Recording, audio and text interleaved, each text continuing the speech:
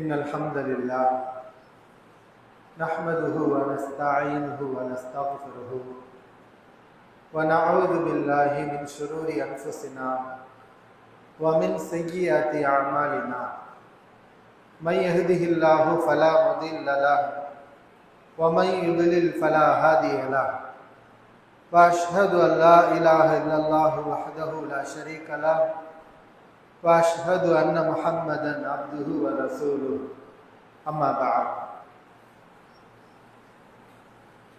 يا أيها الناس اتقوا ربكم الذي خلقكم من نفس واحدة وخلق منها زوجها وبث منهما رجالا كثيرا ونساء واتقوا الله الذي تساءلون به والأرحام إن الله كان عليكم رقيبا يا أيها الذين آمنوا اتقوا الله حق تقاته ولا تموتن إلا وأنتم مسلمون يا أيها الذين آمنوا اتقوا الله وقولوا قولا سديدا يصلح لكم أعمالكم ويغفر لكم ذنوبكم ومن يطع الله ورسوله فقد فاز فوزا عظيما.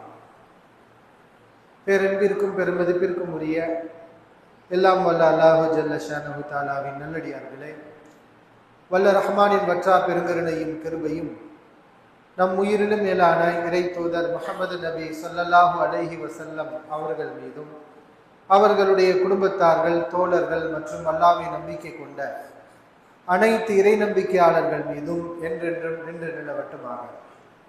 எல்லாம் வல்ல அல்லாஹ்வின் நல்லடியார்களே, அல்லாஹ் ரப்புல் ஆலமீன் அவனுடைய அத்தாட்சிகளை இந்த உலகத்திலே ஏராளமாக அவன் நமக்கு காட்டுகின்றான்.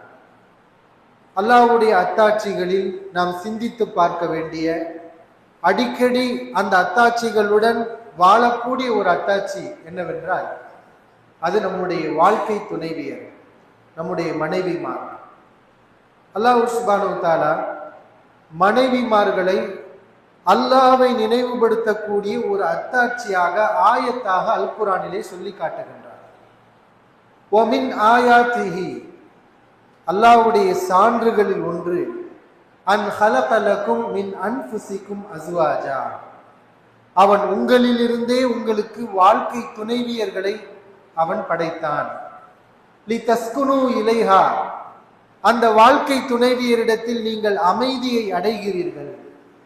வஜஅல பைனகும் மவத்தத்தம் வரஹ்மா, கணவன் மனைவியாகிய உங்களுக்கு மத்தியில் அன்பையும் கருணையையும் பாசத்தையும் இரக்கத்தையும் அவன் ஏற்படுத்தினான். இன்ன ஃபீ ذلك லஆயாத் லிகௌமி யதஃபக்கரூன், சிந்திக்கக்கூடிய மக்களுக்கு இதில் பல்வேறு அத்தாட்சிகள் இருக்கின்றது என்று அல்லாஹ் சுப்ஹானஹு வ தஆலா அல் குர்ஆனிலே குறிப்பிடுகின்றார். நம்முடைய மனைவி யாரோ, திருமணம் முடிப்பதற்கு முன்னால் அவருக்கும் நமக்கும் மத்தியில் ஒரு அன்பு பாசம் எதுவும் இல்லாத ஒரு சூழல் இருந்தது. ஆனால் மனைவியாக அமைந்த பிறகு ஒருவர் மீது ஒருவருக்கு அன்பையும் பாசத்தையும் அல்லாஹ் ஏற்படுத்துகின்றார். அந்த கருணை, இந்த அன்பு, கடமைகளை நிறைவேற்ற வேண்டும் என்ற பொறுப்புணர்வு, இது எல்லாமே அல்லாஹ்வுடைய அத்தாட்சிகளில் ஒன்று. கணவன் செய்ய வேண்டிய கடமை, மனைவி செய்ய வேண்டிய கடமை எவை எவை என்பதை அல்லாஹ்வுடைய மார்க்கம் நமக்கு தெளிவுபடுத்துகின்றது. ஒரு கணவன் இந்த திருமண வாழ்வில் அவருடைய பொறுப்புகளை உணர்ந்து, அவருடைய கடமைகளை உணர்ந்து அவர் முறையான குடும்ப வாழ்வை அமைத்துக் கொள்வாரேயானால் இது வணக்கம், இது இபாதத். இந்த உலகத்தில் நாம் படைக்கப்பட்டதின் நோக்கம் அல்லாஹ்வை வணங்குவதற்காகத்தான் படைக்கப்பட்டோம், வேறு நோக்கம் இல்லை. வமா ஹலகத்துல் ஜின்ன வல் இன்ஸ இல்லா லியஅ்புதூன், மனிதர்களையும் ஜின்களையும் என்னை வணங்க வேண்டும் என்பதற்காகவே தவிர வேறு எதற்காகவும் படைக்கவில்லை. ஒரே ஒரு நோக்கம், நம்மை அல்லாஹ் சுப்ஹானஹு வ தஆலா படைத்ததின் ஒரே ஒரு நோக்கம், நாம் அல்லாஹ்வை வணங்க வேண்டும். அல்லாஹ்வை வணங்கக்கூடிய துறைகளில், வழிகளில் ஒன்றுதான் திருமண வாழ்வு. இந்த திருமண வாழ்வில் ஒரு ஆண்மகன், ஒரு மணமகன், ஒரு கணவன் தன்னுடைய கடமைகளை உணர்ந்து அதை சரியாக அவன் நிறைவேற்றினால், நல்ல கணவனாக அவன் வாழ்வானேயானால் அவன் அதன் மூலம் அல்லாஹ்வை வணங்குகின்றான். இந்த குடும்பத்திற்காக அவன் செய்யக்கூடிய உழைப்பு, மனைவியிடத்திலே அவன் நடந்து கொள்ளக்கூடிய முறைகள் எல்லாமே வணக்கம், எல்லாமே தர்மம், எல்லாமே இபாதத். இஸ்லாம் இந்த திருமணத்தை பார்க்கக்கூடிய பார்வை வேறு, மற்றவர்கள் பார்க்கக்கூடிய பார்வை வேறு. பொதுவாக இந்த திருமணம் என்பது உலகில் எப்படி பார்க்கப்படுகிறது? இது ஒரு மனிதனுக்கு தேவையான ஒரு விஷயம், இது மட்டும்தான் மற்றவர்களுடைய பார்வை. ஆனால் இஸ்லாம் இதை எப்படி பார்க்க சொல்கிறது? இது மனிதனுக்கு தேவைதான். தேவை என்பதை தாண்டி இது நீ படைத்த உன்னுடைய ரப்புல் ஆலமீனை வணங்குவதற்குரிய வழிபாடு. அவன் உன்னை படைத்த நோக்கத்தை நீ நிறைவேற்றுவதற்கான வழி இந்த திருமணம். இந்த பார்வையில் இந்த திருமணத்தை பார்க்க சொல்கிறது. ஹத்தா தஜஅல மா ஃபீ இம்ராஅதிக, அல்லாஹ்வின் தூதர் ஸல்லல்லாஹு அலைஹி வஸல்லம் அவர்கள் கூறினார்கள், உன் மனைவியின் வாயில் ஒரு கவள உணவை நீ ஊட்டி விடுவது உட்பட தர்மம். நீ மனைவிக்கு சம்பாதித்து கொடுக்கிறாய், அவளை நல்ல விதமாக நீ வாழ வைக்கிறாய், அவளுக்காக உழைக்கிறாய், உன்னுடைய பிள்ளைகளுக்காக நீ சிரமப்படுகிறாய், வியர்வையை சிந்துகிறாய். இது எல்லாமே தர்மம், இது இபாதத், வணக்கம். ஒரு ஆண் மனைவியிடத்தில் இல்லறத்தில் ஈடுபடுகிறான் என்றால் வஃபீ புல்இ அஹதிக்கும் ஸதகா, அந்த இல்லற வாழ்விலும் தர்மம் இருக்கிறது, அதில் உங்களுக்கு நன்மை இருக்கிறது. அல்லாஹ்வின் தூதர் ஸல்லல்லாஹு அலைஹி வஸல்லம் அவர்கள் கூறுகின்றார்கள். இந்த திருமணத்தை பற்றி சொன்னார்கள். திருமணம் என்பது எதற்கு? இதா தஸவ்வஜல் அப்து, ஒரு அடியான் திருமணம் முடித்தால் ஃபக்கத் இஸ்தக்மல நிஸ்ஃபத் தீன், இந்த தீனின் பாதியை அவன் முழுமைப்படுத்தி விடுகின்றான். திருமணம் முடித்தால் தீனில் பாதி முழுமையாகி விடுகிறது. ஏன்னா திருமணத்துடைய நோக்கமே நம்ம அல்லாஹ்வுக்கு கட்டுப்பட்டு வாழணுங்கிறதுக்கு தான். எதுக்காக கல்யாணம் பண்றோம்? நம்ம அல்லாஹ்வுக்கு மாறு செஞ்சிடக்கூடாது, அல்லாஹ் பிடிக்காத வழியில போயிடக்கூடாது, எப்பயுமே நம்ம அல்லாஹ்வுடைய கருணை பார்வையில இருக்க வேண்டும், அவன் அனுமதித்த காரியங்களை செய்ய வேண்டும். அதுக்காகத்தான் திருமணம், வேறு எதற்காக? மார்க்கத்தை விட்டு போகக்கூடாது என்பதற்காகத்தான் இந்த திருமணத்தை ரசூலுல்லாஹி ஸல்லல்லாஹு அலைஹி வஸல்லம் வலியுறுத்துகிறார்கள். யா மாஷர ஷபாப், இளைஞர் சமூகமே, தஸவ்வஜு, மணமுடியுங்கள், திருமணம் முடியுங்கள். ஃபமனிஸ்ததா மின்குமுல் பாஅத ஃபல்யதஸவ்வஜ், உங்களில் திருமணம் முடிக்க சக்தி இருந்தால் திருமணம் முடித்து விடுங்கள். இப்ப திருமணத்துக்கு வயசு இருக்குதா? 30 வயசு ஆகணும், 25 வயசு ஆகணும், அப்பதான் திருமணம் கிடையாது. ஒரு திருமணம் செய்வதற்குரிய பக்குவமும் பொறுப்பும் ஒருவரிடத்தில் வந்துவிட்டால் அவர் திருமணத்துக்கு தகுதியாகி விடுவார். திருமணம் முடியுங்கள். உங்களுடைய பார்வையை நீங்கள் கட்டுப்படுத்துவீர்கள், உங்களுடைய கற்பை நீங்கள் பேணி பாதுகாத்துக் கொள்வீர்கள். கற்பொழுக்கம், அல்லாஹ் விரும்பக்கூடிய அந்த ஒழுக்கம் நம்மிடத்தில் நிலையா இருக்கணுங்கிறதுக்காகத்தான் இந்த திருமணத்தையே அல்லாஹ்வின் தூதர் ஸல்லல்லாஹு அலைஹி அவர்கள் வலியுறுத்துகின்றார்கள். இதன் மூலம் நாம் அல்லாஹ்வை வணங்குகின்றோம், வழிபாடு செய்கின்றோம். இவ்வாறு புரிந்து குடும்பத்தை நடத்தக்கூடிய ஒரு ஆண் சில உண்மைகளை உணர வேண்டும். என்ன உண்மை என்று சொன்னால், கணவன் மனைவி வாழ்க்கையில் மனைவி உணரக்கூடிய உண்மைகள் ஒரு பகுதி இருக்கு, அவங்க புரிய வேண்டிய விஷயங்கள் நிறைய இருக்குது. கணவனாக இருக்கக்கூடியவர் அவர் அறிந்து கொள்ள வேண்டிய சில உண்மைகளை அறிந்தால்தான் இந்த திருமண வாழ்வில் மகிழ்ச்சியாக சந்தோஷமாக இருக்க முடியும். அந்த திருமணம் அல்லாஹ் சொல்ற மாதிரி மவத்தத்த வ ரஹ்மா, பாசத்துடனும் இரக்கத்துடனும் உள்ள ஒரு குடும்பமாக இருக்கும். அதுல அல்லாஹ் ரப்புல் ஆலமீன் ஆண்களுக்கு சொல்லக்கூடிய ஒரு முக்கியமான விஷயம், வ ஆஷிரூஹுன்ன பில் மஅரூஃப், உங்கள் மனைவிமார்களிடத்தில் நல்ல விதமாக நீங்கள் குடும்பம் நடத்துங்கள். உங்கள் மனைவிமார்களிடத்தில் நீங்கள் நல்ல விதமாக குடும்பம் நடத்துங்கள். நல்ல விதமாக குடும்பம் நடத்துறதுனா என்ன? அதை ரப்புல் ஆலமீன் அவனே விளக்குகின்றார். ஒரு ஆண் மனைவியிடத்திலே நல்ல குடும்பத்தை நடத்துகிறான் என்றால் அதனுடைய அர்த்தம் என்ன? ஃபைன் கரிஹுத்துமூஹுன்ன, அந்த பெண்களை நீங்கள் வெறுத்தால், உங்கள் மனைவியை ஒரு விஷயத்துக்காக நீங்கள் வெறுப்பீர்களானால், ஃபஅஸான் தக்ரஹு ஷைஅன், ஒரு விஷயத்தை நீங்கள் வெறுப்பீர்கள், வயஜஅலல்லாஹு ஃபீஹி கைரன் கஸீரா, ஆனால் அதில் அல்லாஹ் நிறைய நன்மைகளை வைத்திருப்பான். இந்த விஷயத்தை அல்லாஹ் எங்க சொல்லி காட்டுறான்? நீங்க ஒரு விஷயம் உங்களுக்கு பிடிக்காது, ஆனா அதுலதான் நிறைய நன்மை இருக்கும். உனக்கு பிடிக்காததை நினைத்து நீ வருத்தப்பட்டு கொண்டிருப்பாய், கவலைப்பட்டு கொண்டிருப்பாய், ஆனால் அதில் தான் அல்லாஹ் நிறைய நன்மைகளை வைத்திருப்பாய். மனைவிமார்களிடத்தில் நடந்து கொள்ளக்கூடிய முறைகளை பற்றி சொல்லும் போது இந்த விஷயத்தை அல்லாஹ் குறிப்பிடுகின்றார். அல்லாஹ் நமக்கு என்ன பாடத்தை புகட்டுகிறான் என்றால், பெண்கள் பலகீனமாக இருப்பார்கள், மனைவிமார்கள் என்றால் குறைபாடுகள் இருக்கும், நிச்சயமா இருக்கும். ஒவ்வொருவருடைய மனைவியிடத்திலையும் குறைபாடுகள் இருக்கும், இல்லாமல் இருக்காது. அதற்காக நீங்கள் வெறுப்பீர்களானால் உங்களுக்கு கிடைக்கக்கூடிய நிறைய நன்மைகள் கிடைக்காமல் போய்விடும். எனவே உங்களுடைய எண்ணத்துக்கும் உங்களுடைய சுய சிந்தனைகளுக்கும் முக்கியத்துவம் கொடுத்து தவறான முடிவுகளை எடுத்து விடாதீர்கள். அல்லாஹ் சொல்வதை நினைத்து பாருங்கள்.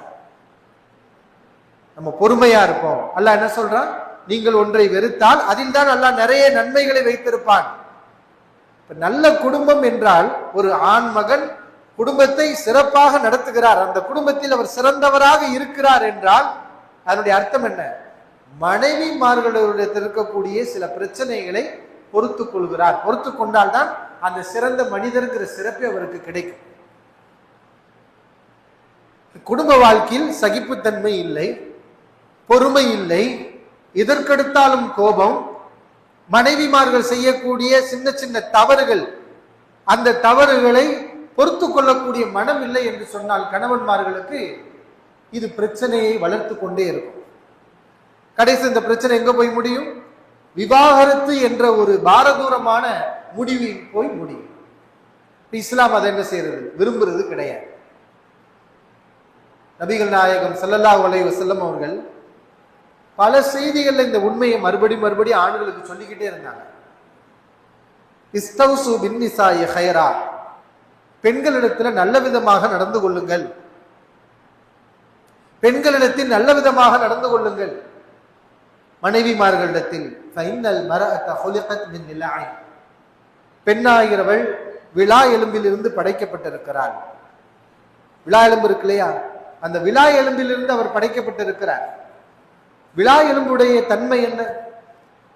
அது நேரா இருக்குமா வளைந்து இருக்குமா? வளைந்துதானே இருக்கும் விலா எலும்பு.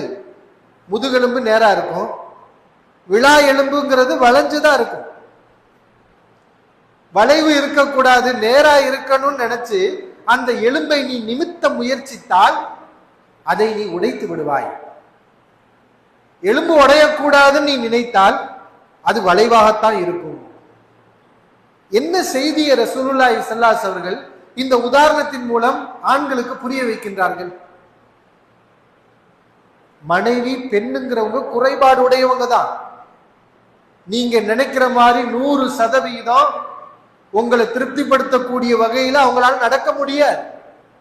நீங்க விரும்பின பல்வேறு விஷயங்களை அவங்க செய்யறாங்கன்னா உங்களுக்கு பிடிக்காத ஏதாவது 1-2 விஷயங்களும் இருக்கும். தெரிஞ்சோ தெரியாமலோ அவரிடத்துல சில தவறுகள் கூட ஏற்படும். அதையெல்லாம் நீங்க சகித்து கொள்ளணும், பொறுத்து கொள்ள வேண்டும். அதுதான் மனைவிமார்களிடத்துல நல்ல விதமா குடும்பம் நடத்துறது. ஒவ்வொரு குறைகளையும் பெரிதுபடுத்தி பிரச்சனையை உருவாக்கினால் இது நல்ல விதமாக குடும்பம் நடத்துவது அல்ல. அல்லாஹ்வின் தூதர் ஸல்லல்லாஹு அலைஹி அவர்கள் அந்த எலும்பிலிருந்து உருவான பெண் எப்படி இருப்பார்? இதுதான் பெண்களுடைய சுபாவம். இந்த எலும்பு எப்படி இருக்கிறதோ, விலா எலும்பு, அது மாதிரி தான் பெண்களும் இருப்பார்கள். சகிப்புத்தன்மையுடன் குடும்பத்தை நடத்துங்கள். அல்லாஹ்வின் தூதர் ஸல்லல்லாஹு அலைஹி வஸல்லம் அவர்கள் வழிகாட்டுகிறார்கள். திருமணம் முடிக்கக்கூடிய ஒவ்வொரு ஆணும் இந்த உண்மைகளை புரிந்து வைத்திருக்கணும். திருமணம் முடித்திரு கணவனாக வாழக்கூடிய நாம் அனைவரும் அடிக்கடி இந்த விஷயங்களை நம்முடைய நினைவில் கொள்ள வேண்டும். அல்லாஹ்வின் தூதர் ஸல்லல்லாஹு அலைஹி அவர்கள் சொன்ன செய்தி, லா யஃப்ருக் மூமினுன் மூமினா, ஈமான் கொண்ட எந்த ஒரு மூமினும் ஈமான் கொண்ட ஒரு பெண்ணை வெறுக்க வேண்டாம். ஈமான் கொண்ட எந்த ஒரு மூமினும் ஈமான் கொண்ட இன்னொரு பெண்ணை வெறுக்க வேண்டாம். ஃபைன் கரிஹ மின்ஹா ஹுல்கன், அவரிடமிருந்து ஒரு குணத்தை அவர் வெறுத்தார். கணவனுக்கு பிடிக்காத ஒரு குணம் மனைவியிடத்தில் இருந்தால் ரலிய மின்ஹா ஆஹர, வேறொரு குணம் அவருக்கு அந்த பெண்ணிடத்தில் பிடித்திருக்கும், அவருக்கு பிடித்த வேறொரு அம்சம் அந்த பெண்ணிடத்தில் இருக்கும், அதை அவர் சகித்துக்குள் ஏற்றுக்கொள்ள வேண்டும். அல்லாஹ்வின் தூதர் ஸல்லல்லாஹு அலைஹி வஸல்லம் அவர்கள் இப்படிப்பட்ட ஒரு பயிற்சியை, சிந்தனை ரீதியிலான பக்குவத்தை, குடும்பங்களில் பிரச்சனைகள் வராமல் குடும்பங்கள் சந்தோஷமாக இருப்பதற்கான அருமையான வழிகாட்டல்களை அல்லாஹ்வின் தூதர் ஸல்லல்லாஹு அலைஹி வஸல்லம் அவர்கள் நமக்கு கற்றுத் தருகின்றார்கள். அல் குர்ஆனில் மனைவிமார்கள் வரம்பு மீறினால் அவர்களை அடியுங்கள் என்ற ஒரு வார்த்தை இருக்கின்றது. ஆனால் இந்த வசனத்தை, இந்த வார்த்தையை அல்லாஹ் எந்த இடத்தில் சொல்கின்றான், என்ன அர்த்தத்தில் சொல்கின்றான், அல்லாஹ்வின் தூதர் ஸல்லல்லாஹு அலைஹி அவர்கள் இதற்கு சொன்ன விளக்கம் என்ன, இதையெல்லாம் நாம சிந்திச்சு பார்க்கணும். ஆண்கள் சிந்தித்து பார்க்க வேண்டும். அல்லாஹ் சொல்கின்றான், வல்லாத்தி தகாஃபூன நுஷூஸஹுன்ன, மனைவிமார்களிடத்தில் உள்ள பிரச்சனைகளை நீங்கள் பயப்படுகிறீர்கள், அவர்கள் உங்களுக்கு கட்டுப்பட மறுப்பதை நீங்கள் அஞ்சுகிறீர்கள். ஃபஅய்துஹுன்ன, முதலில் அவர்களுக்கு உபதேசம் செய்யுங்கள். அல்லாஹ் என்ன செய்யல, எடுத்தோனையுமே கோபப்படுங்கன்னு சொல்லல. இது மௌஇதா அப்படிங்கிறது என்ன, உபதேசம் பண்றதுங்கிறோம் இல்லையா, உபதேசம். மார்க்கத்தில் உபதேசம் என்பது என்ன, யாருக்கு நம்ம உபதேசம் செய்யறோமோ அவருடைய நலனை நாடி அவருக்கு நல்ல செய்திகளை, நல்ல வழிகாட்டல்களை கொடுப்பது, இதுதான் மௌஇதா, உபதேசம். இதைத்தான் அல்லாஹ்வின் தூதர் ஸல்லல்லாஹு அலைஹி அவர்கள் செய்தார்கள், நபிமார்கள் செய்தார்கள். அதை அல்லாஹ் கணவன்மார்களுக்கு செய்ய சொல்கின்றார். உங்கள் மனைவிமார்கள்ட்ட பிரச்சனையை நீங்கள் உணர்கிறீர்களா, எடுத்தோன்னு அடிக்காதீங்க, கோபப்படாதீங்க.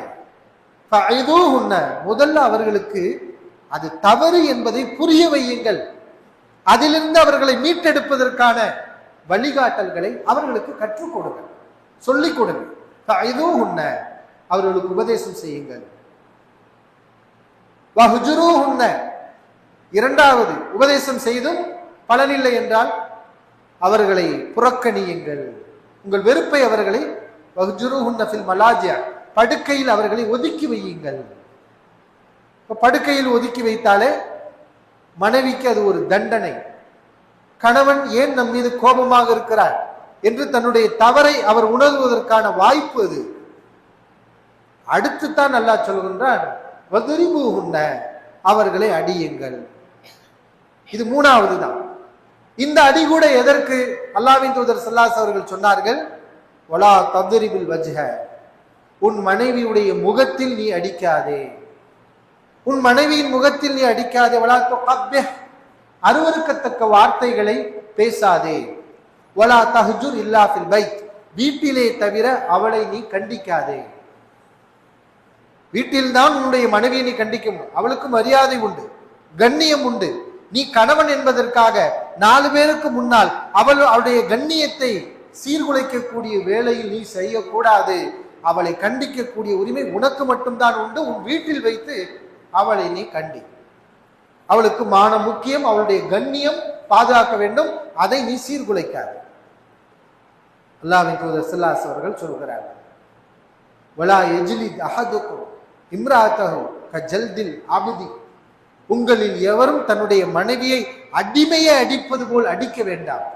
உங்கள் மனைவி என்ன அடிமையா?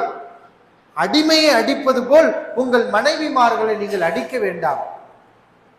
மறுபடியும் உங்கள் மனைவியுடன் நீங்கள் சேர்ந்து கொள்வீர்கள். எதற்காக இவ்வளவு கடும் கோபம்? எதற்காக நீங்கள் நிதானத்தை இழந்து நடக்கின்றீர்கள்? அவள் உங்களுடைய மனைவி. இந்த கோபம் போய்விட்டால் மறுபடியும் அந்த பெண்ணிடத்தில் தான் நீங்கள் செல்வீர்கள். அல்லாஹ்வின் தூதர் ஸல்லல்லாஹு அலைஹி வஸல்லம் அவர்கள் இந்த அடின்னு அல்லாஹ் சொல்லி இருக்கான், அதை எப்படி நாம அணுகணும் என்பது சொல்றாங்க. அதே மாதிரி ரசூலுல்லாஹி ஸல்லல்லாஹு அலைஹி வஸல்லம் காலத்துல பெண்கள் நபிகள் நாயகம் ஸல்லல்லாஹு அலைஹி வஸல்லம் வந்து புகார் பண்றாங்க. ஏன்னா அவங்க உள்ள சமூகம் வேற, இன்னைக்கு நம்ம உள்ள சமூகம் மாதிரி கிடையாது. இன்னைக்கு அடிப்பது, பெண்களை அடிப்பது, மனைவியை அடிப்பது என்பது பாரதூரமான ஒரு விஷயமாக நாம் பார்க்கின்றோம். நம் சமூகம் அப்படி பார்க்கின்றது. அது நாட்டிலே பெரிய ஒரு குற்றமாகவும் இன்றைக்கு சட்டங்கள் இயற்றப்பட்டிருக்கிறது. அது தண்டனைக்குரிய ஒரு குற்றமாக இன்றைக்கு ஆக்கப்பட்டிருக்கிறது. ஆனால் அரபு சமூகத்துல இது சாதாரண ஒரு விஷயம். ஏன்னா அப்படித்தானே இருந்தாங்க.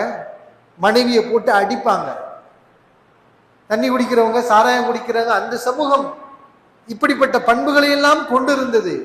அப்படிப்பட்டவர்களை தான் அல்லாஹ்வின் தூதர் ஸல்லல்லாஹு அலைஹி அவர்கள் அங்கிருந்து அப்படியே மீட்டெடுத்தார்கள். அடிப்பார்கள்.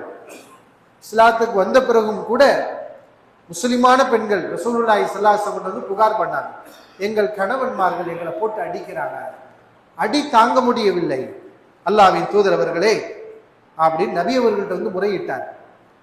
ரசூலுல்லாஹி ஸல்லல்லாஹு அலைஹி அவர்கள் அந்த நேரத்தில் சொன்னார்கள், ஹைருக்கும் ஹைருக்கும் லி அஹ்லிஹி, உங்களில் சிறந்தவர் தன் குடும்பத்தாரிடம் சிறந்தவரான். நீங்கள் சிறந்தவர் என்றால் உங்கள் குடும்பத்தாரிடத்தில் நீங்கள் எப்படி நடக்கின்றீர்கள் என்பதை பொறுத்துத்தான் உங்களுக்கு சிறப்பு இருக்கின்றது. ஏன்னா அதான் தீன். தீன் என்பது என்ன? அல்லாஹ்வுடனான தொடர்பு மட்டும்தான் தீனா? இல்லை, அது ஒரு வகை, அது ஒரு பகுதி.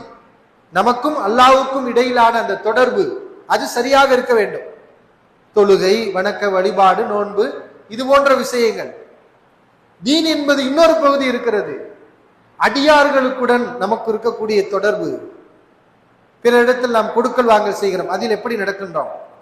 அண்டை வீட்டுக்கார இடத்துல எவ்வாறு நடக்கின்றோம்? நம்மை பெற்றெடுத்த தாய் தந்தையரிடம் நாம் எவ்வாறு நடக்கின்றோம்?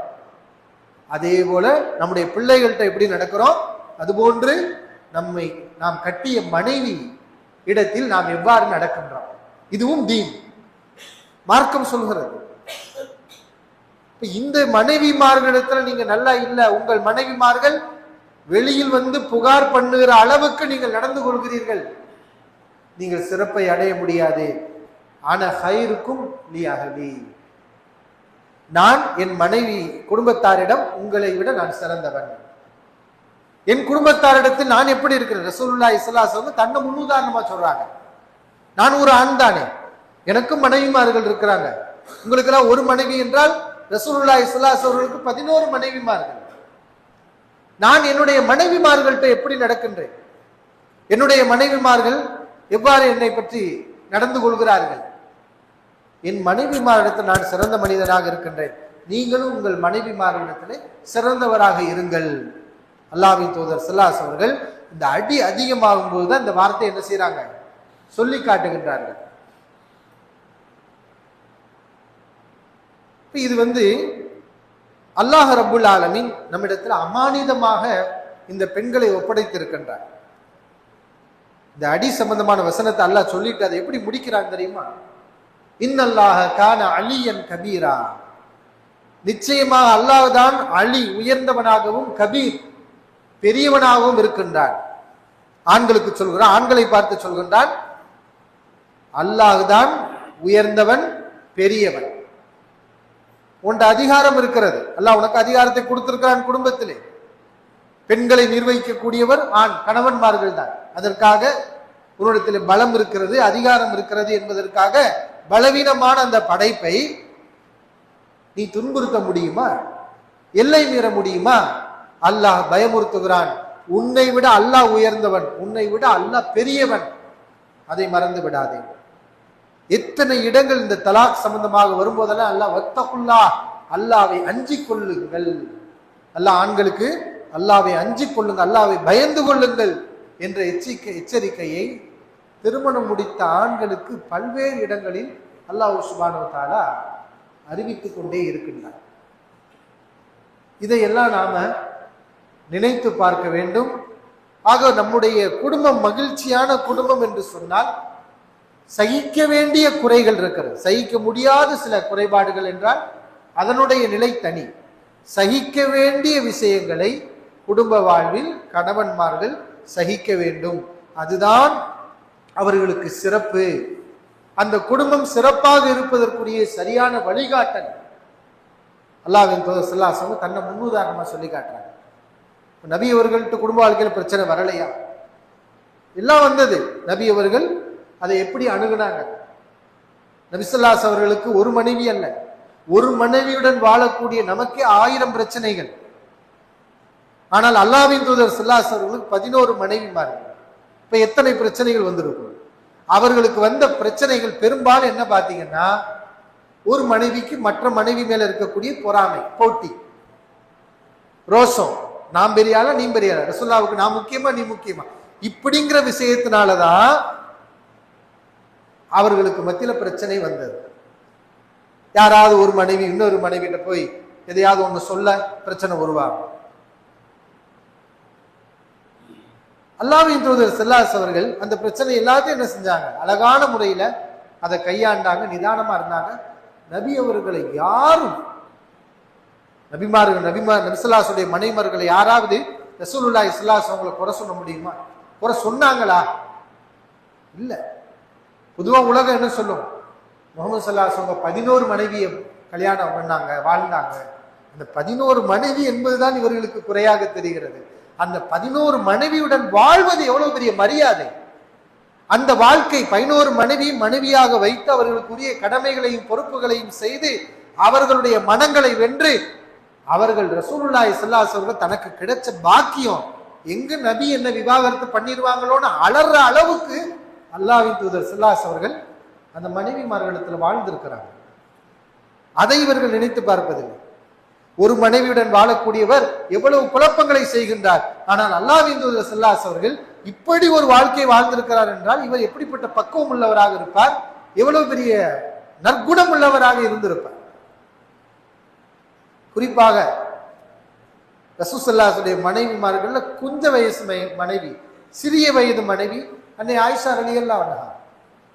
இதுதான் இன்றைக்கு விவாத பொருளாக சமூகத்தில் ஆட்கப்படுகிறது.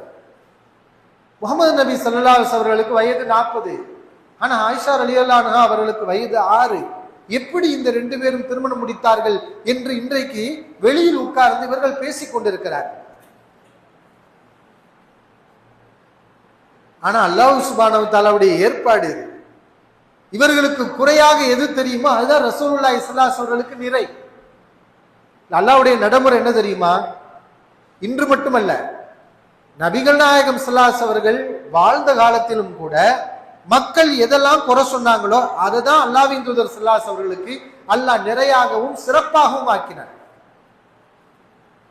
மக்கள் எல்லாம் சொன்னாங்க, உனக்கு ஆண் மக்கள் இல்ல, பிறந்த ஆண் குழந்தை மூத்தா போகுது, நீ ஒரு அபத்தர் அப்படின்னு சொன்னாங்க. அல்லாஹ் சுப்ஹானஹு வ தஆலா உண்மையில நபி அவர்களுக்கு அப்படிதான் வச்ச, ஆண் மக்கள் இல்ல, பிறந்தாங்க மூத்தா போனாங்க, பெண் குழந்தை தான் பிறந்தாங்க வாழ்ந்தாங்க, அவங்களும் மௌத்தா போனாங்க. நபி அவர்களுக்கு பிறகு ஃபாத்திமா ரலியல்லாஹு அன்ஹா மட்டும்தான் சில மாதங்கள் 6 மாதங்கள் வாழ்ந்து அப்புறம் அவங்களும் மௌத்தா போனாங்க. எதிரிகள் சொன்ன மாதிரி ரசூல் ஸல்லல்லாஹு அலைஹி அவர்களுக்கு பிள்ளைகளாம் மௌத்தா தான் போனாங்க. ஆனா எதிரி நினைச்சது என்ன? எங்களுக்கெல்லாம் பிள்ளைங்க இருக்கு, பேர் சொல்லக்கூடிய பிள்ளைகள் இருக்கு, உனக்கு ஒண்ணுமே இல்ல, உனக்கு பேரும் கிடைக்காது, புகழும் கிடைக்காது, ஒண்ணும் கிடைக்காது, நீ வரலாற்றுல இருந்த இடம் தெரியாம தடம் தெரியாமல் போய்விடுவாய் அப்படின்னு சொன்னாங்க. ஆனா அல்லாஹ் சுப்ஹானஹு வ தஆலாவுடைய நாட்டு என்ன தெரியுமா? ரசூலுல்லாஹி ஸல்லல்லாஹு அலைஹி அவர்களுடைய புகழை அல்லாஹ் நிலைக்கு செய்து உயர்த்தி இருக்கிறான். யாரின் மூலமாக? அதுதான் நமக்கு தெரியாது. அவர்கள் பெற்றெடுத்த பிள்ளைகள் மூலம் அல்ல, அவர்கள் பெற்றெடுக்காத இந்த கோடான கோடி மக்களின் மூலமாக பெற்றெடுத்த பிள்ளைகள் அவர்கள் செய்ய வேண்டிய கடமைகளையும் நபிகளாருக்கு கொடுக்க வேண்டிய கண்ணியத்தையும் சிறப்பையும் கொடுத்தார்கள். ஆனால் அவர்களுக்கு கிடைத்த மாபெரும் சிறப்பு இம்மையிலும் சரி மறுமையிலும் சரி யார் மூலம் அல்லாஹ் அதை கொடுத்திருக்கின்றான்? இந்த உலக மக்கள் மூமீன்களின் மூலம் அல்லாஹ் அதை கொடுத்திருக்கின்றான். ஆனால் இதை எதிரிகள் உணர்க்கவில்லை. அப்படித்தான் ஆயிஷா ரலியல்லாஹு அன்ஹாவுடைய திருமணம் இளவயது திருமணம் அப்படின்னு சொல்றாங்க. பொதுவா இந்த வயசுல இருக்கக்கூடியவன் 40 வயசுல உள்ளவங்களும் திருமணம் செஞ்சா செட் ஆகுமா? நம்ம எல்லாருக்கும் செட் ஆகாது. ஆனா அல்லாஹ்வின் தூதர் ஸல்லல்லாஹு அலைஹி அவர்களுக்கு அது பொருத்தமாக அமைந்தது. ஏன்? நபி அவர்கள் தன்னுடைய மனைவியுடைய விருப்பம் என்ன, அவர்களுடைய மனநிலையிலிருந்து யோசிப்பாங்க. ஆயிஷா ரலியல்லாஹு அன்ஹாவுடைய அவங்க வாழ்ந்த வாழ்க்கையை பத்தி ஹதீஸ்ல பார்க்கறோமா இல்லையா? வீட்டுக்கு வருவாங்களா ரசூலுல்லாஹி ஸல்லல்லாஹு அலைஹி அவர்கள் மனைவியாக இருக்கக்கூடிய காலகட்டத்துல நபி அவர்கள் ஆயிஷா ரலியல்லாஹு அன்ஹா வீட்டுக்கு வந்தோனே வீட்டுல ஆயிஷா ரலியல்லாஹு அன்ஹாவோட தோழிகள் விளையாடிக்கிட்டு இருப்பாங்க. நபி அவர்கள் வந்தோனே தோழிகள் பயந்து ஓடிடுவாங்க. ஆயிஷா ரலியல்லாஹு அன்ஹா திரைக்கு பின்னால் போய் ஒளிஞ்சுக்கிடுவாங்க. அவங்களுக்கு பயம். ஆரம்பத்துல நபிகள் நாயகம் ஸல்லல்லாஹு அலைஹி வஸல்லம் ஆயிஷாவை ஏன் போய் ஒளிகிற, உன் தோழிகளுடன் சென்று நீ விளையாடு அனுப்பி வைப்பாங்க. இப்ப நபிகளாருக்கு விளையாட்டு பிடிக்குமா? இப்ப நமக்கு விளையாட்டு பிடிக்காது, என் மனைவி அப்படிதான் இருக்கணும்னு ரசூலுல்லாஹி ஸல்லல்லாஹு அலைஹி வஸல்லம் அப்படின்னு நினைக்கிறேன். அவளுடைய வயது இது, அவருக்கு விளையாட்டு தேவை, தோழிகளுடன் விளையாடணும், அவர் விரும்புவதை நாம் அனுமதிப்போம். இப்படித்தான் அல்லாஹ்வின் தூதர் ஸல்லல்லாஹு அலைஹி வஸல்லம் மேல இருந்த அந்த பயம் ஆயிஷால அவங்களுக்கு விலகி ரொம்ப நேசிக்க ஆரம்பிச்சுட்டாங்க. எப்படிப்பட்ட ஒரு நேசம்! பெருமை அடிப்பாங்க ஆயிஷா ரலியல்லாஹு அன்ஹா. ரசூலுல்லாஹி ஸல்லல்லாஹு அலைஹி வஸல்லம் மனைவிமார்கள்ல என்ன மாதிரி நபிக்கு விருப்பமான மனைவி யாருமே கிடையாது. அவங்க சொல்லிக்கிறாங்க, நான் ஹதீஜா மேல ரோசப்பட்ட மாதிரி யார் எந்த மனைவி மேல ரோசப்பட்டது இல்லை. ஏன்னா நபி அவர்கள் அடிக்கடி ஹதீஜாவை சொல்லிக்கிட்டே இருப்பாங்க. ரசூலுல்லாஹி ஸல்லல்லாஹு அலைஹி வஸல்லம் வெளியே போனாங்கன்னு வைங்க, பக்கத்துல தான் ஆயிஷா அவங்க வீட்டு பக்கத்துல வக்கீல் மன்னரை இருக்கும். மன்னரைக்கு போய் அங்க துவா செய்யறதுக்காண்டி போவாங்க. மௌத்தா போனவங்களுக்கு ஆயிஷா அவங்க பின்னாடியே போவாங்க. சுசலாசன் எங்க போறாங்க? நம்மளை விட்டுட்டு வேற மனைவி வீட்டுக்கு போயிடுறாங்களா? இதெல்லாம் ஏன் வருது? எனக்கு நபி கிடைத்தது ஒரு பாக்கியம், அதை நான் விட்டு கொடுக்கவும் மாட்டேன். கடைசி வரைக்கும் அதை பெருமையாகவே சொல்லி கொண்டிருந்தாங்க. அல்லாஹ்வின் தூதர் ஸல்லல்லாஹு அலைஹி வஸல்லம் என் மடியில என் வீட்டுல கடைசியா ஏன் எச்சி அவர்களுடைய வாயில் பட்டு அவர்கள் மௌத்தா போனார்கள். இப்ப வரைக்கும் அவர்கள் அதை ஒரு பெருமையாகத்தான் அவர்கள் சொன்ன செய்திகளை நம்ம பார்க்கணும். எதனால இவ்வளவு பெரிய ஒரு வெற்றியை ரசூலுல்லாஹி அவர்கள் ஆயிஷா ரலியல்லாஹு பெற்றார்கள்? நபி அவர்களுடைய அந்த அணுகுமுறை தான். இன்னும் நிறைய விஷயங்கள் இருக்கிறது. அல்லாஹ்வின் தூதர் ஸல்லல்லாஹு அலைஹி அவர்கள் இப்படித்தான் மனைவிமாரிடத்தில் நடந்து கொண்டார்கள். இதையெல்லாம் நாம் ஒரு படிப்பினையாக பாடமாக எடுத்துக்கொண்டு முன்மாதிரியாக எடுத்துக்கொண்டு நாமும் நம்முடைய குடும்பங்கள்ல இயன்ற அளவு சகித்துக் கொள்ளக்கூடிய சில சின்ன சின்ன தவறுகள் இருந்தால் அதை பெரிதுபடுத்தாமல் மனைவிமாரிடத்தில் நல்ல விதமாக நாம் நடந்து கொள்வோமாக. வாஹிரு தாவானா அல்ஹம்துலில்லாஹி ரப்பில் ஆலமீன்.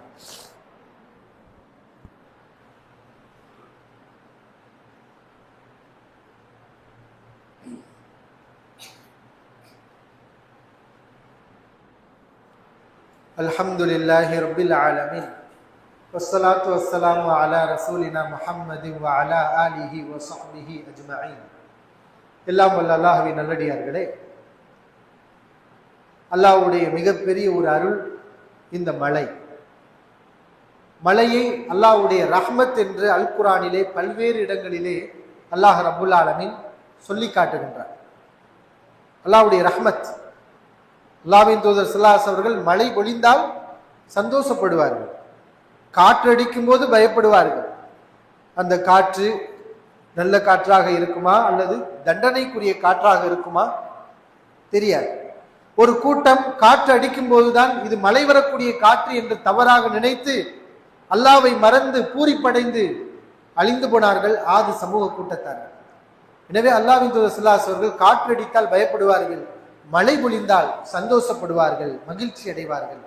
சில நேரங்களில் அந்த மழையை தானாக முன் சென்று தன்னுடைய மேனியில் வாங்கி கொள்வார்கள். அல்லாஹ்வின் தூதர் ஸல்லல்லாஹு அலைஹி அவர்கள் அந்த மழையை என்ன செய்வாங்க, தன்னுடைய உடம்புல அது படணும்னு சொல்லி ஆசைப்பட்டு மழையில் என்ன செய்வாங்க, சில துளிகளை தன்னுடைய உடலில் அவர்கள் வாங்கி கொள்வார்கள். அப்படிலாம் நம்ம ஹதீஸ்ல பார்க்கிறோம். அப்படிப்பட்ட ஒரு மிகப்பெரிய ஒரு ரஹ்மத் நமக்கு மட்டுமல்ல, இந்த உலகத்தில் இருக்கக்கூடிய கோடான கோடி உயிர்களுக்கு அல்லாஹ் இதை ரஹ்மத்தாக ஆக்கி இருக்கின்றார். நமக்கு தெரிந்த தெரியாத நிறைய நன்மைகள் இதிலே இருக்கிறது. இதுவும் ஒரு அத்தாட்சி, ஒரு படிப்பினை. இன்றைக்கு எத்தனையோ நவீன சாதனங்களை மனிதன் கண்டுபிடித்து விட்டார், விஞ்ஞானத்தை அறிந்து விட்டார். இன்றைக்கு நிறைய ஆப்புகள் வேற என்ன செஞ்சிருக்காங்க, செயலி உருவாக்கி இருக்கிறாங்க. அதுல எப்போது மழை வரும், காலநிலை, சீதோசன நிலையுடைய நிலவரம் எல்லாவற்றையும் பதிவிடுகிறார்கள். ஆனால் முடிவு செய்யறது அவன்தான். நம்மளால உறுதியா தீர்மானிக்க முடியுமா? என்னதான் விஞ்ஞானம் வளர்ந்திருந்தாலும் அதற்குரிய ஏற்பாடுகளை செய்தாலும் இவர்கள் செய்வது ஒரு கணிப்பு தான். ஆனால் இந்த கணிப்பு சில நேரங்கள் உண்மையாகுது, அது பல நேரங்களில் பொய்யாக மாறுகிறது. இதற்கு முன்னாலும் கூட ரெட் அலர்ட் விட்டாங்க, கடுமையான மழை இருக்கும், புயலுடன் காற்றுடன் உள்ள மழை இருக்கும், கரையோர மாவட்டங்களில் அதிகமாக இருக்கும்னு சொன்னாங்க. இதுக்கு முன்னாடி சொல்லப்பட்டது கடுமையான எச்சரிக்கை. ஆனா ஒண்ணுமே இல்லை, சாதாரணமா அது போயிடுச்சு. கடுமையா இருக்குன்னு சொல்றாங்க, அப்புறம் திடீர்னு வலுவிழந்து விட்டது அப்படிங்கிறாங்க. இப்போது அவர்கள் சொன்ன கணிப்பு வேற, ஆனா நடந்து கொண்டு இருப்பது வேற. இது எல்லாமே அதிகாரம் எல்லாம் அல்லாஹ்வுடைய கையில் இருக்கிறது. மனிதனுடைய சக்தி ஆற்றல் ஒன்றுமே இல்லை. அவனே மழையை இறக்குகின்றான் என்று அல்லாஹ் சுப்ஹானஹு வ தஆலா அல் குர்ஆனிலே சொல்லி காட்டுகின்றான். எனவே இந்த சந்தர்ப்பத்தில் நாம் மழை பொழியும் போது ஓதக்கூடிய ஒரு துவா, அல்லாஹும்ம ஸய்யிபன் நாஃபிஆ, யா அல்லாஹ் பயனுள்ள மழையை கொடுப்பாயாக. இதை நாம் அனைவரும் கூறிக்கொள்வோம். இன்றைய உலகத்தில் எவ்வளவு பிரச்சனைகள் நடக்கிறது நம்ம பார்க்கிறோம். நம் வாழக்கூடிய நாட்டிலும் சரி, பள்ளிவாசல்கள் இடிக்கப்படுகிறது, பள்ளிவாசல்களில் பிரச்சனைகளை கிளப்பப்படுகிறது. ஒரு பக்கம் அதற்கு எதிரான காரியங்கள் நடக்கிறது.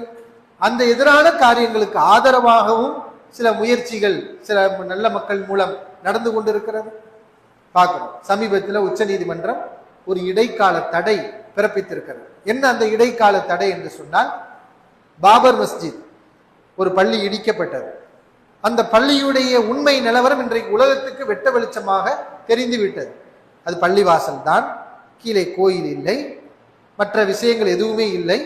கோயில் இடித்துத்தான் பள்ளிவாசல் கட்டப்பட்டது என்பதற்கு ஆதாரம் இல்லை. இது ஒரு ஆதாரமற்ற ஒரு விஷயம் அப்படின்னு எல்லாம் இவ்வளவு தெளிவாக உண்மைகள் இருந்தும் இன்றைக்கு அது இடிக்கப்பட்டு அங்கே வேறொன்று கட்டப்பட்டு இப்படித்தான் இன்றைக்கு நடந்து கொண்டிருக்கிறது. இப்ப இதை வைத்து இதுவும் முஸ்லிம்கள் கொஞ்ச நாள் என்ன சகிச்சுக்கிட்டாங்க. சரி, ஏதோ ஒரு நம்புறாங்க அப்படின்னு சொல்லி பொறுமையா இருந்தாங்க. ஆனா என்ன நடந்தது? இந்த காரியத்தை செய்தவர்களுடைய எண்ணம் ஒரு விவரமும் இல்லாத அப்பாவி மக்களிடத்துல மூட நம்பிக்கைகளை விதைக்கிறது. முஸ்லிம்களுக்கு எதிரான வெறுப்புணர்வை விதைப்பது, பள்ளிவாசல்கள் எல்லாம் இடிக்க வேண்டும், அங்கு இதை கட்ட வேண்டும் என்று சிந்தனையை உருவாக்குவது. இப்படி சிந்தனையை உருவாக்கி பெரும்பாலான மக்கள் இப்படி நினைக்கிறாங்கன்னு அதை சொல்லி தீர்ப்பை வாங்குவது. இப்படி சொல்லித்தான் அந்த தீர்ப்பை பாபர் மஸ்ஜிதுக்கு எதிராக அவர்கள் வாங்கினார்கள். முஸ்லிம்கள் எல்லாம் பொறுமையுடன் சகிப்புத்தன்மையுடன் நீதிமன்றத்துக்கு கட்டுப்படுவோம் என்று பொறுத்து கொண்டார்கள். அல்லாஹ்விடத்தில் நம்ம துவா செஞ்சோம். ஆனா என்ன நடக்கிறது இந்த நாட்டிலே? அதற்கு பிறகு ஒவ்வொரு பள்ளிவாசல்களாக, இங்கே பள்ளிவாசலுக்கு முன்னாடி இது இருந்தது, இது எங்களிடத்தில் ஒப்படைக்கப்பட வேண்டும் என்று இறை இல்லங்களை குறிவைத்து பல பள்ளிவாசல்கள் பிரச்சனைகள் ஆக்கப்பட்டு கிட்டத்தட்ட 10க்கு கிட்ட பள்ளிவாசல்கள் பல இடங்கள்ல இது பிரச்சனையாக்கப்பட்டு இன்றைக்கு உத்தரப்பிரதேச சம்பல் பகுதியில் ஒரு பள்ளிவாசல்ல ஷூட்டிங் ஆர்டர் கொடுக்கப்பட்டு முஸ்லிம்கள், அவர்கள் சொன்ன கணக்கு 6, ஆனா எவ்வளவு சுடப்பட்டார்கள் அந்த அப்பாவிகள்னு தெரியல. அப்பாவி மக்கள், ஒரு பாவமும் செய்யாதவர்கள், பள்ளிவாசலுக்கு தொழுவ போகக்கூடியவர்கள், அதை பாதுகாப்பதற்காக அந்த மக்கள் மீது இப்படியெல்லாம் அநியாயங்கள் நடந்து முடிந்திருக்கிறது. அப்ப சில நீதிபதிகள் அமைதியாக இருந்தாங்க. அந்த நீதிபதிகளுக்கே அமைதியாக இருக்க முடியவில்லை. அவர்களுடைய வாயிலிருந்து உண்மைகள் இப்போது வெளியே வர ஆரம்பித்து விட்டது. இந்த அநியாய பாபர் மஸ்ஜிதில் கொடுக்கப்பட்ட தீர்ப்பு அநியாயமான தீர்ப்பு என்று மிகப்பெரிய நீதிபதிகளே அவங்களுடைய கருத்துக்களை இன்றைக்கு வெளியே சொல்லியிருக்கிறாங்க. அந்த தவறான தீர்ப்பு தான் இன்றைக்கு நாட்டிலே நிம்மதி இல்லாத, ஒரு சுமூகம் இல்லாத ஒரு நிலையை உருவாக்கி கொண்டிருக்கிறது. பல்வேறு இடங்களிலே மக்களுக்கு மத்தியிலே கலவரம் ஏற்பட்டு உயிர் பலிகள், அநியாயமாக அப்பாவிகள் கொல்லப்படுவதற்கும் இந்த தவறான தீர்ப்பு தான் காரணம். அதை வைத்துத்தான் கலவரக்காரர்கள் ஒவ்வொரு நாளும் பிரச்சனைகள் உண்டு பண்ணுகிறார்கள் என்று அந்த உண்மைகளை எல்லாம் இன்றைக்கு சொல்லி இருக்கிறார்கள். உச்ச நீதிமன்றமும் இதை உணர்ந்திருக்கிறது. இன்றைக்கு இதை உணர்ந்து இப்போது இடைக்கால தடை, எந்த பள்ளிவாசலிலும் என்ன செய்யக்கூடாது, தேவையில்லாம பிரச்சனையை கிளப்பக்கூடாது.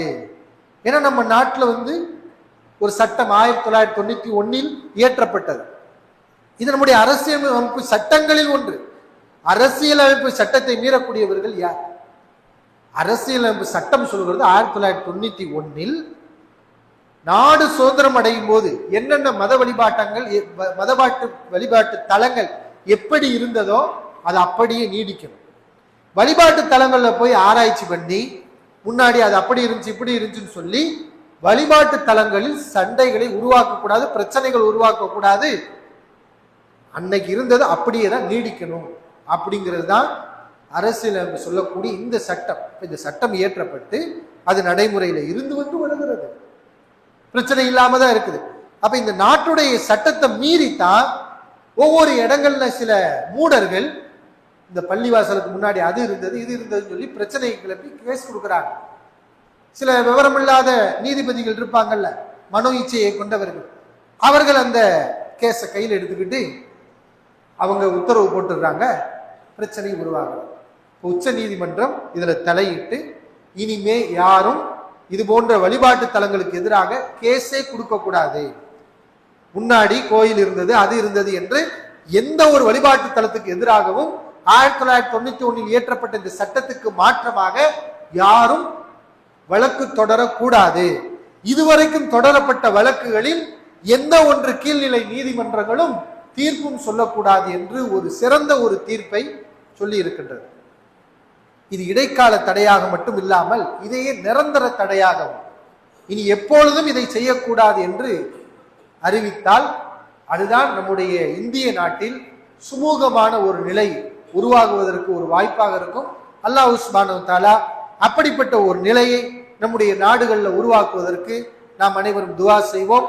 உலகளாவிய அளவில் முஸ்லிம்கள் உணவுக்கு சிரமப்பட்டு கொண்டு பல்வேறு சொல்ல முடியாத துன்பங்களில் சிக்கி தவிக்கின்றார்கள். அப்படிப்பட்ட அந்த முஸ்லிம்களுக்காகவும் இந்த ஜும்மா தினத்தில் மறவாமல் நாம் பிரார்த்தனை செய்து கொள்வோம். வாஹிரு தஅவானா அல்ஹம்துலில்லாஹி ரப்பில் ஆலமீன். அஸ்ஸலாமு அலைக்கும் வரஹ்மத்துல்லாஹி வபரகாத்துஹு.